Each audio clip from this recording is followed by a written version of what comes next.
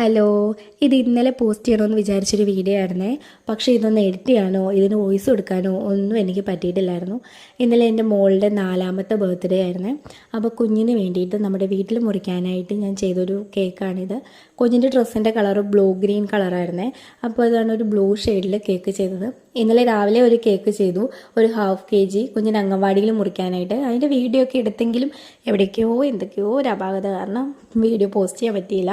കുറച്ച് ദിവസമായിട്ട് വീഡിയോ ഒന്നും ചെയ്യാൻ പറ്റുന്നില്ലായിരുന്നു. അമ്മയുടെ കാലൊന്ന് പൊട്ടി ഒരു സർജറി ഒക്കെ കഴിഞ്ഞ് ഹോസ്പിറ്റൽ കേസൊക്കെ ആയിട്ടിരുന്നതുകൊണ്ട് വീഡിയോ ഒന്നും എടുക്കാനോ ഇടാനോ ഒന്നും പറ്റിയില്ല.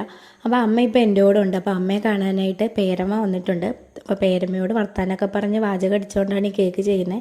അത്യാവശ്യം വലിയൊരു കേക്കായിരുന്നു കേട്ടോ ഇത്. എന്തായാലും ഒരു 1.5-2 കിലോ ഉറപ്പായിട്ടും കാണും.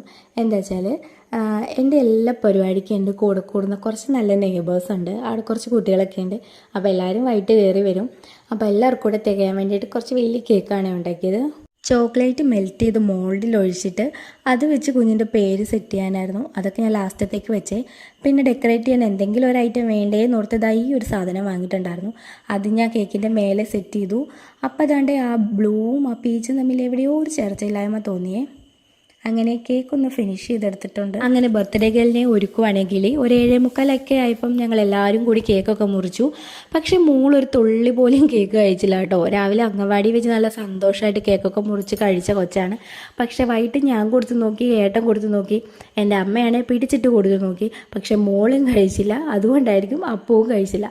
അപ്പോഴാണ് എനിക്കൊരു യാഥാർത്ഥ്യം മനസ്സിലായത്. എൻ്റെ കേക്ക് മക്കളും അടുത്തിട്ടുണ്ടായിരുന്നു. പിന്നെ ആ ചമ്മൽ മാറ്റാനായിട്ട് ഏട്ടനെടുത്ത കേക്ക് എനിക്കും തന്നു, ഞാനെടുത്ത കേക്ക് ഏട്ടനും കൊടുത്തു. പിന്നെ നമ്മുടെ നെയ്ബേഴ്സും എല്ലാവരും കൂടെ കേക്കൊക്കെ മുറിച്ച് കഴിച്ച്. പക്ഷേ ആരും എൻ്റെ കേക്കിനെ പറ്റി വലിയ അഭിപ്രായമൊന്നും പറഞ്ഞില്ല കേട്ടോ.